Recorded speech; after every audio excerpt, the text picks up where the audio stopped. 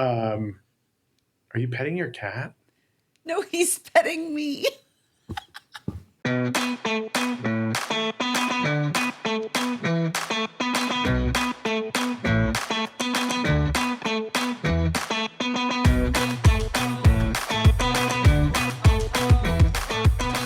there, adventurers. Welcome to Let's Just Go podcast. I'm Chris. And I'm Kayla, and today we are wrapping up our Walt Disney World Resort Showcase series, The All-Stars. Yeah, we're going to be honest. Not my favorite.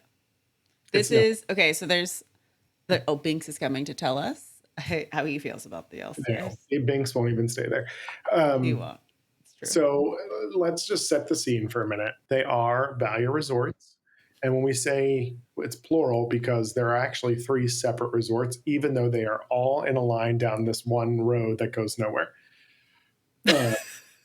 And they're pretty far away. They're over by Animal Kingdom. So to give you an idea, if you're familiar with the park layout, but we have All-Star Music, All-Star Sports, and All-Star Movies. All have pretty similar theming they're all set up almost the exact same. Obviously the theming just matches their name. Movies, I would say, it's the furthest one down the road, but it is probably the most popular just because they have 101 Dalmatians, and there's just different things that hit a little bit more for the kids. Value resorts, very small rooms, although set up with a queen bed and a Murphy queen bed, so that during the day you can fold that extra bed up and then get like a table area. But value, so motel style, very thin walls, small rooms, no frills. Are you gonna have pools? Yep, but no like major splash areas here. Nothing, no extra. Here's what you will get at All Stars. You will get cheer groups. Chlamydia. That too, yeah. Yeah. So right. So think about when Disney has large groups of children show up for like cheer groups and tournaments of any kind. Basically, this is where they house them, right? So also the Brazilian tour groups. Yeah. So it's a big thing in Brazil to like come on a high school trip to Walt Disney World. Like this is a legitimate thing, and that is where they stay. And that is because I was just looking just yesterday, and with the current promotion out now, again, we're in January 2025, but those rooms were pricing at like $117 a night, right? Mm-hmm. So again, it's 2025. If you're getting a room in Walt Disney World for $117 a night and wondering, geez, I should stay there. I don't want to spend $900 a night and stay at Grand Floridian.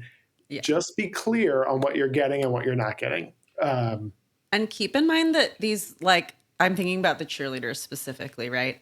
So I think that they're unsupervised.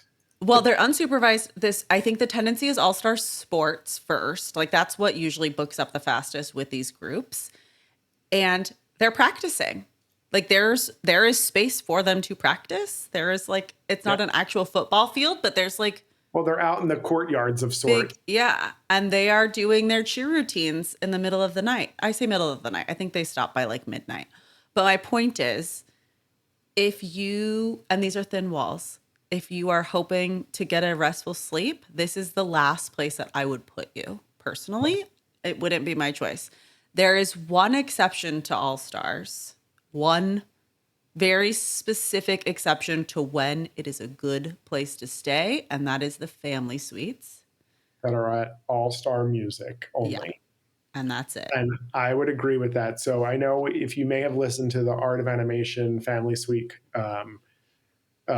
podcast, but so these are similar, but in all honesty, they are better than the All-Star Art of Animation. They're just unfortunately not as good of a location of the resort, right?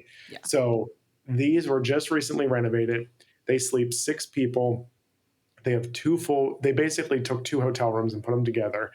It has a little kitchenette. It has 2 full bathrooms, a separate sleeping area with a queen bed. And now in the living room space, you have 2 queen Murphy beds that come out of the wall.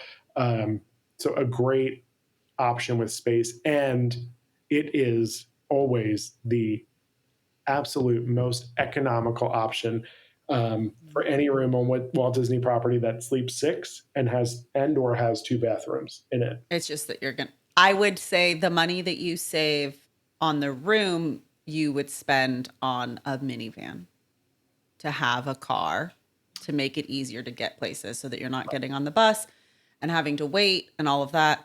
And you can go, if you want to go grab something to eat, there's a McDonald's down the street. Like there's, not to say that the food courts at All Stars aren't bad. The food courts are just your typical, you're going to have hamburgers, you're going to have chicken nuggets, you're going to have pizza. Like that's, and a salad. Like that, it's not anything exciting food wise. Again, it's going to be very basic in terms of like the pools. There's nothing exciting happening, but like you said, it's a good economic option. It's a good option in terms of if you are a group of adults and you're wanting, or maybe you have like larger adult, almost like adult sized children. So let's say you've got some teenagers that you're traveling with, you're a party of 5 or 6. Everybody's okay with sharing beds. This is a good place to be because you're not dealing with the twin beds or smaller than twin beds that you would if you're in a 5th sleeper. Things like that. This is a good option. If you're looking for, if you are the kind of person, this is going to sound mean, and I don't mean it that way. I just want to set expectations appropriately. If you're the kind of person that is okay with, I don't want to say a Motel 6 or a Super 8, but because it's still Disney at the end of the day, right? Like it is still going to have the Disney level of cleanliness and service that you're expecting. However, the vibes outside of that are kind of like the way you walk into a Motel 6 and you're like, this is it. That's how All Star feels when you walk in. You're like, this is okay.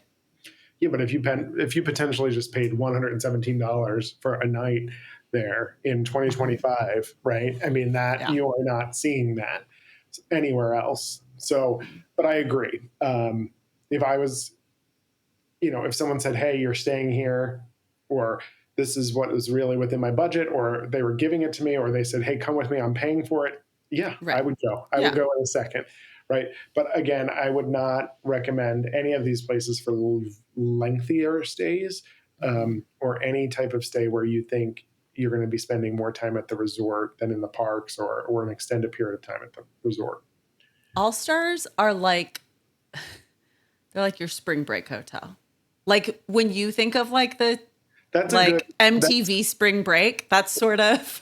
Who else is buying $117 a night locations, right? Or hotel rooms and staying there.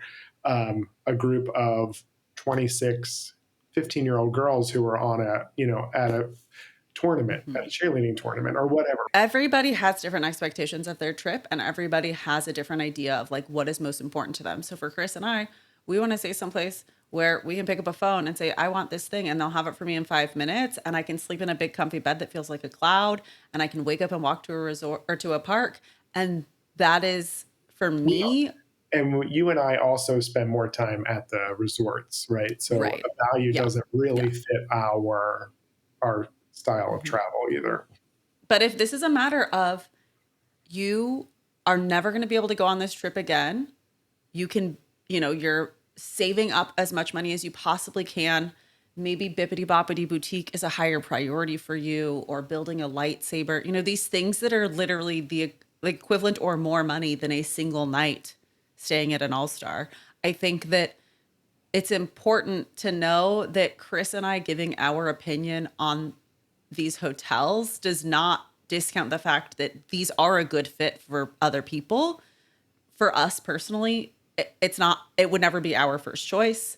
We're not going to tell you don't do it, but as travel advisors, we're also not actively going, you should stay here, because these aren't properties that are typically a good fit for the clientele that we are working with. And again, that's not to say, obviously these places sell out, and they sell out for a reason. These cheer groups are here for a reason. It's an economic choice that still gets you on Disney property. It still gets you that Disney service. You're still getting access to the buses. You can still do the dining plan. You still get the early half an hour as of 2025 into the parks. You're still getting all of the perks, versus saying you could be staying off property or at a good neighbor hotel for potentially the same price with less perks associated with it. And I think that for me, I would rather stay at All Stars than stay at a good neighbor. I say that all the time. I would rather, yeah.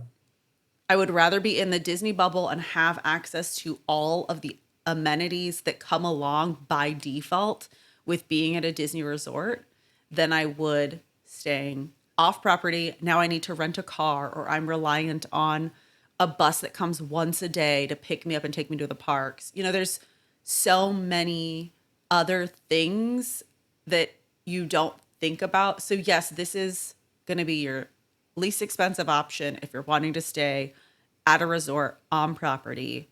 They're going to be overrun with young families, with teenagers, with the people who are prioritizing a cost effective trip. And if that is you, I respect the hell out of it. I'm here to help you plan to have the best trip that you can possibly have and make sure that we are maximizing the money that you're spending in whatever way makes the most sense for you. It's just, it's not our first choice for us. And we want you to know what you're signing up for so that Yeah. your expectations are realistic and there's no disappointment when you show up for your vacation. Yeah. Because at the end of the day, Chris and I are looking at, and any travel advisor that you work with, or anyone really in the travel industry in general, we're looking out for making sure that you're having the best experience that you can have. And if the priority for you is that you want to do a VIP tour every single day, but you don't care about where you sleep, then hey, maybe All Stars is the right choice for you. And it's all about having those conversations and figuring that out and setting expectations appropriately. That's our entire job, is making sure that we're helping you find a place to stay that makes the most sense for what you're hoping to achieve out of your vacation. Exactly. That's a wrap on our Walt Disney World Resort Showcase. I hope that one of these sounds like a good time for you. I mean, at the end of the day, you can't go wrong if as long as you have all the right information and your expectations are on point. You can't go wrong, right? And no one should ever extend their budget beyond their means, or maybe you prefer spending it on experiences, than where you're putting your head at night. But again, that's why there are so many different options, and that's why we're here to help guide you along if Yeah. you need it. Yeah. So, reach out to us with any questions you have. We realize this has been months now of us talking about resorts Months and months and months. with a little break about our Christmas trips. But That's it. but reach out to us, and until next time, let's just go.